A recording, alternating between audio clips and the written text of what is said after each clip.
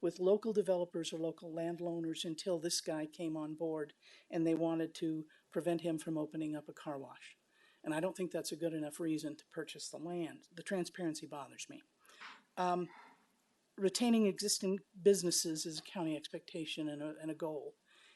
And they're not doing anything to assist the local landowners in their fostering small business.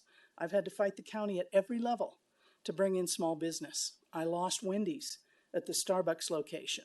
I lost Panera's at the Starbucks location because of county draconian interpretation of codes, lengthy permit process, and stacked permits. And you probably know about the hassles of trying to get a quilt shop open in Los Alamos. It's difficult to be a developer in Los Alamos.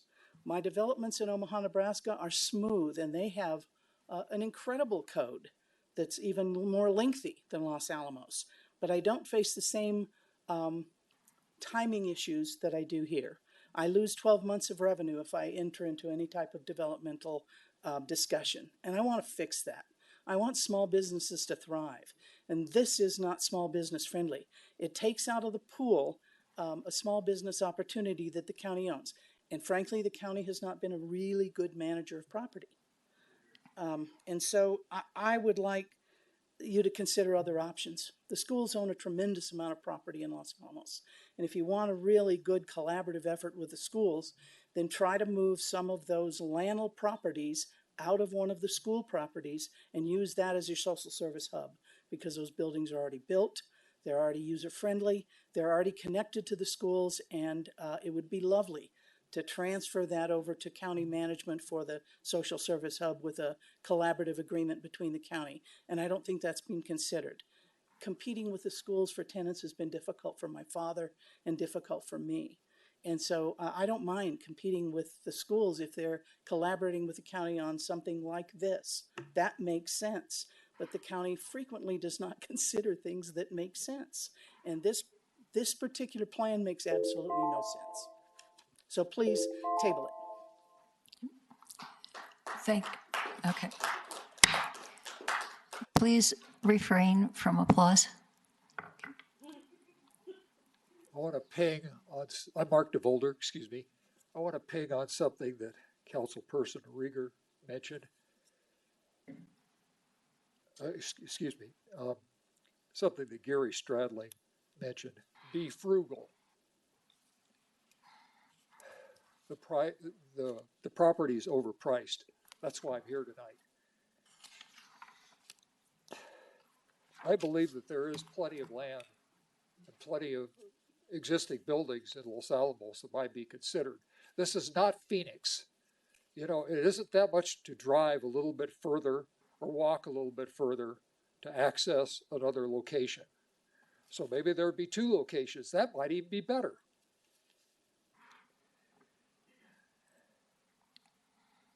I seem to remember that the county wanted to acquire the CB Fox building at one point, and the community shot it down. I may be in error there. It's been some time since that occurred, but I don't believe the community was in favor of that. One of the major concerns that I have, I just drove downtown near LAMC, Central, Trinity, about 3:30 in the afternoon. And the traffic was abysmal in this strategically desirable location. You know, I don't want to end up like Charlie McMillan. The traffic in this city is terrible in both directions, going toward the laboratory, coming back from the laboratory, depending on the time of day. I am afraid to drive in this community. I've come up, as I told Councilperson Cole recently, a new derogatory term called hatchbacks, these little cars that whiz all over the place and make my life miserable here. I'm not sure what the impact of inflation is going to be, what the Republicans are going to do to Lattle. There are concerns already at Sandia as to what's going to happen. Japan and China have been dumping American Treasury securities. I've had worries about inflation for a long time. The 1930s, high prices at the grocery store, the hardware store. A book was written by Henry Dana 2 years before the mast, and he said, sailors need to be innovative and thrifty. So I'm here, not my best clothes, my work clothes, because of my fears due to inflation. Don't spend $10 million for something that's not worth $10 million. Thank you. Thank you, Mr. DeVolder.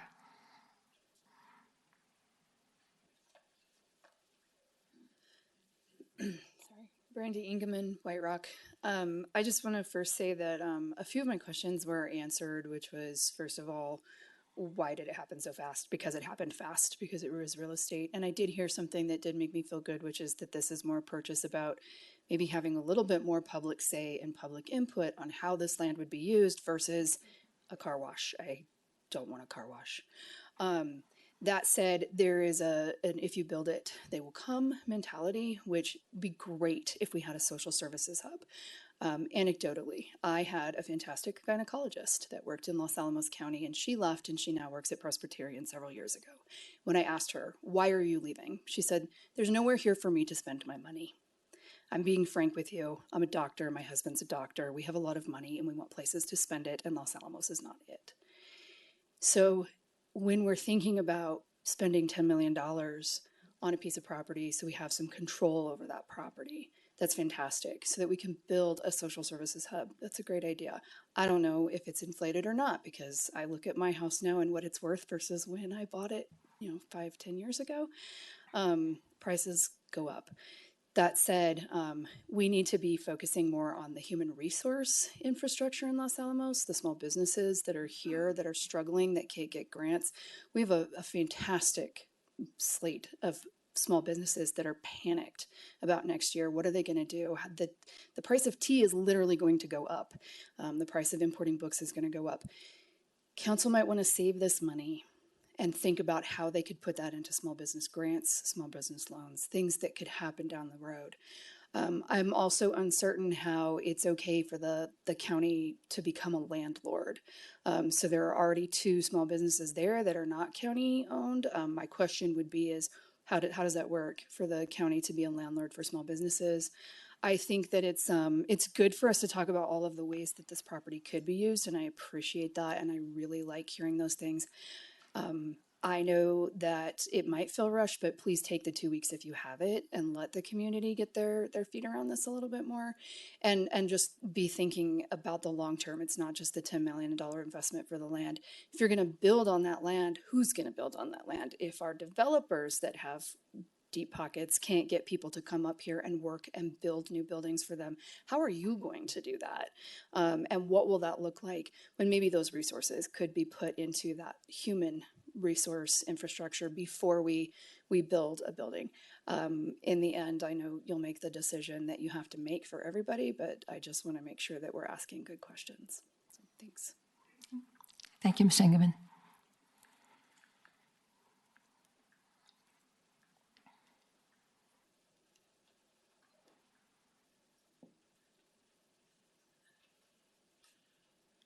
Greetings, Council. My name is Elizabeth Jacob, and I've been a resident for 34 years in and around Los Alamos. I live right in back of the area that's being proposed for purchase. And the thing that's concerning me more than anything is not only the cost of the land itself, but building on it. Who's going to build on it? What are they going to build on it? And how safe is that for the community? I mean, the traffic already on Diamond Drive in that area is horrendous. I live on 40th Street, which is directly behind that property. Access to UNM, they go down that residential road at least 40 miles an hour. And there are teenagers after school, they're probably taking their GED at the UNM, and they don't care what kind of traffic rules there are. So I'm just really concerned as being a resident, how that's going to affect me and my life in that area. It's the traffic in there is just horrible. And the cost, like I said, the cost of that property is, well, let's put it this way. If they build on there, they're going to have to put in a brand new sewer system, because the current sewer system under that land is antiquated and needs to be replaced. And there's just a variety of different costs and reasons why I don't feel that the county, at this point, they could probably utilize another facility that's already in town, as opposed to spending all that money on that land. And that's all I have to say. Thank you. Thank you, Ms. Jacob.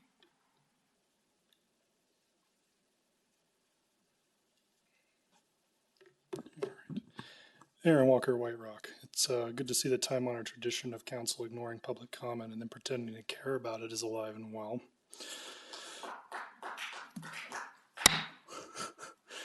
When 75% of you aren't responsive to emails or anything, or only do to talk down to me, it makes it hard to be positive on anything this council does. $10 million for 3 pieces of property. Council turned down the CB Fox Real Deal opportunity, which was less than half the cost due to public pressure. 20th Street or other locations would be a perfectly reasonable solution that don't cost $10 million just to acquire. There are other options. They should be explored. And I think staff is acting like a 12-year-old that just found a $10 million bill on the ground. Got to spend it, got to spend it, got to spend it. And I'm not trying to be mean to staff because they're trying to do the best job they can, but this is just not the way to go about things. This is very rushed. There are other options that should be explored before this. And then when there are comments like we have to trust our staff being made in this meeting, what about the residents? When do our comments actually matter? Why have public comment if you don't really seem to care about it? Council continues to have zero faith from the community. The statement that only the people that are here were the ones going to provide comment is appalling to me when council does very little outreach as it is. Saying that only the people that are here or online matter is just appalling to me. It's wrong. The issue of having to approve these things tonight because, this is time pressure, not just for this item, but for the preceding 2 items. That's wrong. You shouldn't be held hostage by anyone for any amount of money into making a decision that the community hasn't had a chance to weigh in on very much. Lastly, I want to know, why can't we applaud? I would like to see where in the rules it says we cannot do that. Thank you.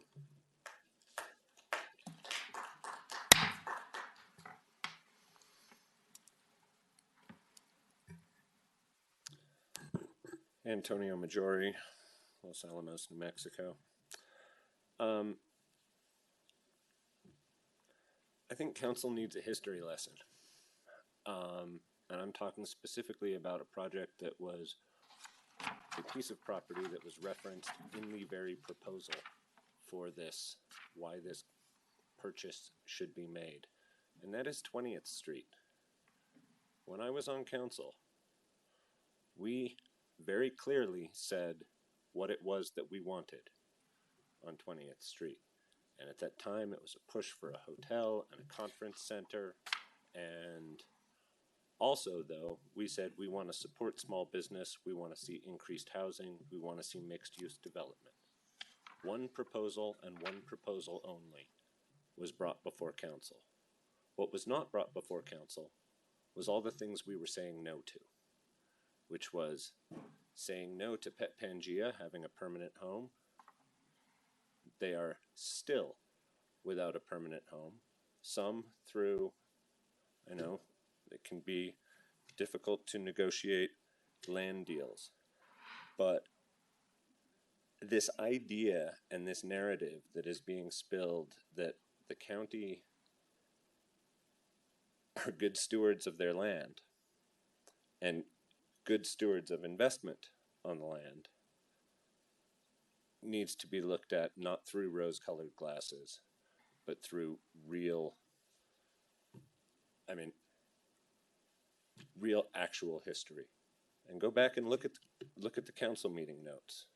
We're furious. We threw that project back, and we never, ever got to see any other proposals for the use of 20th Street. Now it's 300 housing units. This doesn't work. This doesn't work. This property, looking at the numbers, 5.6 million in value, 1.2 million maybe in add-ons. I get 6.8 million. Where do you get 9.5 for a purchase price? These numbers don't add up. They don't add up to anyone looking at it from the outside. And look, voting on concepts of a plan may be all the rage nowadays. I see we've done it nationally, but be damned if I'm going to let us do it here. Come up with a real plan. Take that $10 million, double what you give to social services. Social services, a department that has been on the chopping block, off the chopping block, on the chopping block, off the chopping block. Every time the council faces a budget shortfall, social services is always what goes first. So I am telling you, take that money, spend it on providing the services that the people in this community actually need. They don't need a building. They need bodies on the ground doing the work.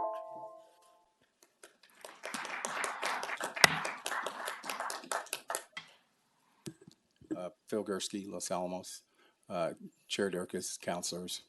I think for this purposes of this one, I only really want to address one of the many kinds of things that have been discussed. And that is that I believe if you view the administrative and constitutional provisions, you're not free to spend however much money you would like to spend on a property if it is clearly in excess of its property value. If you look at the New Mexico Administrative Code, if this project, and I'm not sure whether this county would be subject to it, but if you have to have pre-approval from the Board of Finance for this exact project, you must first have an appraisal, and you are not permitted to pay more than fair market value for this property. I think that represents the kind of policy that the state believes is appropriate under the anti-donation clause. And I think that there's no reason to suggest that just because we might not be required to submit this ahead of time to the Board of Finance, that we can pay clearly in excess of what the staff indicates is the appraised value now that we have an appraisal on it. That I believe we're restrained and constrained from doing that, and I think we need to have a much more full discussion of whether, even in the purchase arrangement, that can still be a donation, and I think that we should not be paying more than the fair value of the property as a steward of the property that we have. Thanks. Thank you, Mr. Gursky.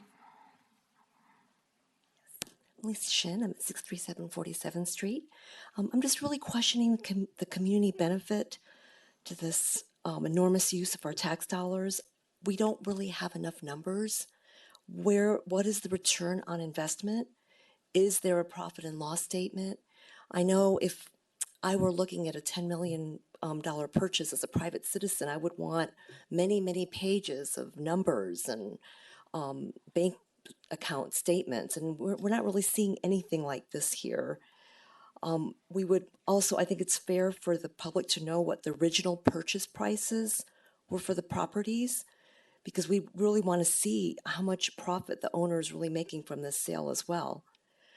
Surely there's a better way to improve our health and social services with our county getting into real estate ventures. It appears that the current leases are minuscule compared to the total cost of these properties and expenses, perpetual maintenance, and property management fees. When the council was considering the purchase of the Real Deal Theater and CB Fox, the price tag was $4 million, and there were 1,152 public comments. And the surveys show that the public didn't support it 2-1, and our council voted it down 5-2. And I appreciated that Councilors Reedy, Rieger, and Durcox voted against this. They cited that this was not the right approach. The numbers did not add up. Businesses found the county difficult to work with, and other options should be considered. But in this situation, the public is being notified 3 days before the council vote. 2 weeks is not enough. I think we need to table this for maybe the new year and really seriously look at this. I really believe that the public should have been given much more time to have input. There are hardly any opportunities for private citizens to own commercial and residential property. I feel that this is actually prime location for a healthcare provider or maybe a new restaurant. Doesn't have to have a liquor license. Looking for ownership, not rentals. Remember that the owner of our beloved Florida lease was unable to purchase property in Los Alamos and he moved to Santa Fe. Property ownership is vital for the long-term success and stability for many small businesses, including myself. The community will be far better served if these properties are purchased and developed by local citizens, not the county. Thank you. Thank you, Dr. Shin. I'm Gary Stradling. I live in White Rock. Chair Durkis, I like you personally, but it is outrageous that you seek to suppress public expression in county council meetings. We are your constituents. This period of time is for you to get feedback from us. And if I say something and that whole audience rises and cheers, well, then that's fine. And you should hear that.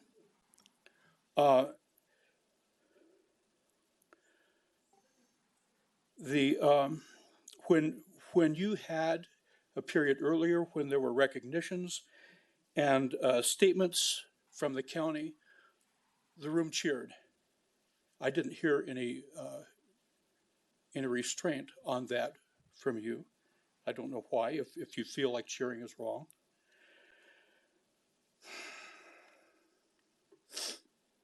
Now, with regard to the purchase, I endorse many of the comments that have been made earlier about the fiscal probity of that transaction and the short time span. That just is alarming to those of us who watch government. What's going on behind the scenes, and why is it that there isn't time for this kind of transaction to be out in the air and to be discussed? And the questions about it have been raised earlier in this meeting. I won't go through them in detail. However, our community has had a history of real estate transactions happening behind closed doors with anti-competition provisions that have not worked well for our community. And I'm concerned about it. I'm glad this decision will be delayed. You should listen. You should spend our money the way we would spend it, frugally. Now, for years, it has appeared to me that the council is maneuvered and managed by staff. Sorry, staff, I know you're doing your best job, but you end up putting the county council in a corner where they justify actions by being pressed with time, vice the county government, the county council, controlling and managing the staff. I have managed government offices during my career. I was not manipulated by my staff into poor decision corners, and I expect you to do better. Thank you. Thank you, Mr. Stratton. Council Kevin Holsapple, Los Alamos again. I didn't really hear a plan. What I heard was kind of like an idea for a speculative real estate acquisition or something. There didn't really seem to be any plan there. You put that together with if I understood it right, the appraisal came in at something close to what the assessor value was, which means the price is way beyond the fair, what the appraiser thought is a fair value on the property, unless I misunderstood that. I don't think that our county's about being kind of real estate tycoons or something like this. I think there were a lot of great comments for you to hopefully pick up on. I thought it was brilliant, the points that were made about the things that are asked of small businesses that bring a project forward and ask to partner, and then they're asked to do, are not asked at all when it comes down to looking at internal projects of the county. And I think that's a great standard to look at, starting to put to things, to build trust, hold yourself to the same standards that you're holding other people to. You know, and this thing of getting cornered by artificial deadlines and things like that, that there is an effect, could have been managed to not have been deadlines that have you cornered. That's kind of a disturbing looking trend as well there. To me, you know, if you're serious about wanting to look at this, just ask that property owner to say, hey, we need this amount of time. He'll either agree to that or not agree to that. But I think it's a totally wrong move to have a undefined project without any public input and trying to make a decision on that basis, because that's the date that was on the offer that the owner made. So again, please listen and engage the public and get people and let people be involved in these things, and then make your best decision. Thanks. Thank you, Mr. Holtzapfel. Hi, Alan Science again. I purchased the old movie theater that it was closed for 2 years, and now it is open and it is active and people are using it, and it is not an empty building anymore. You know, there is a cost of doing business and it is hard. You know, I have to pay $15,000 in property taxes just to be able to be open. And we try to partner with the county with a strong plan that will benefit the community in many ways. And after a year of process, I decided to withdraw because there was little engagement or interest on making that project successful.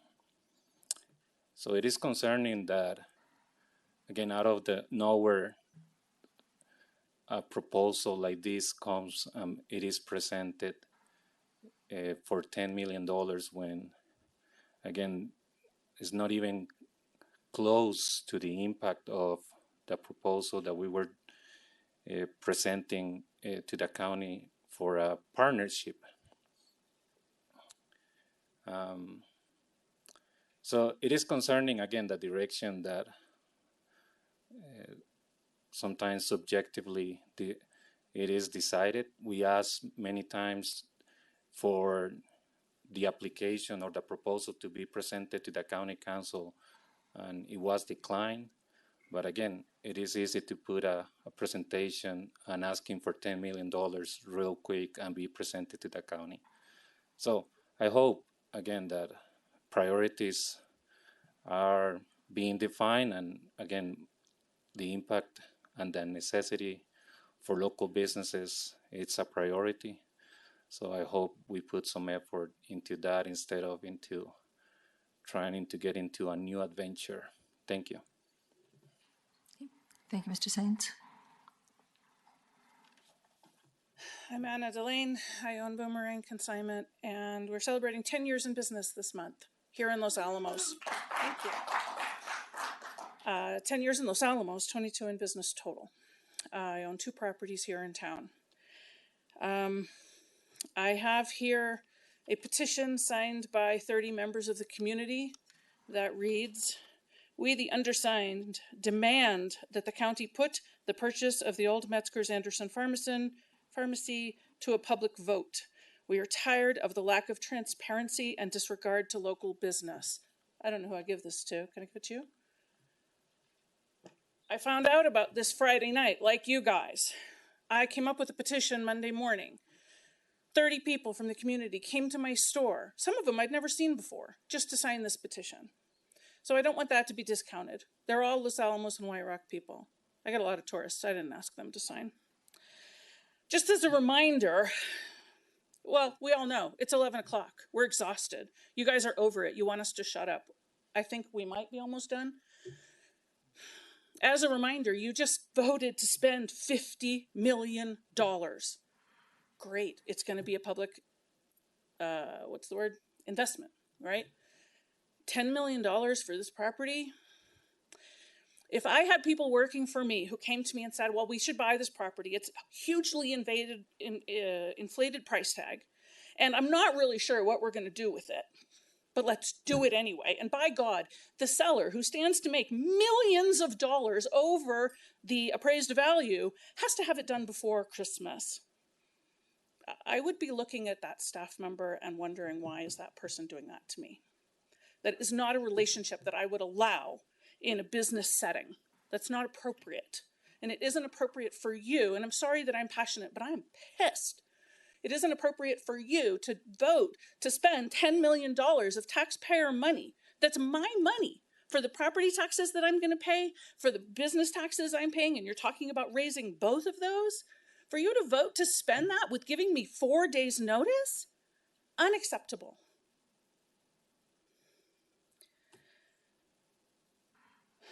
There's so many reasons, and you've heard them all. But it directly competes with local business. You're going to go into the landlord business? I don't think so. You're not. You're not going to be renting to Boomerang. I'd like it. But when I went and looked at that property, when it was for sale, when it still had falling apart buildings on it, I looked at it. It was $1 million to buy the old Anderson Pharmacy in Morning Glory. And I knew it was a teardown. We all knew it was a teardown, because there's no way I could have worked with the county to fix it. There's no way. Because the county doesn't do a very good job at working with business, evidenced by the quilt shop had to get an engineering study to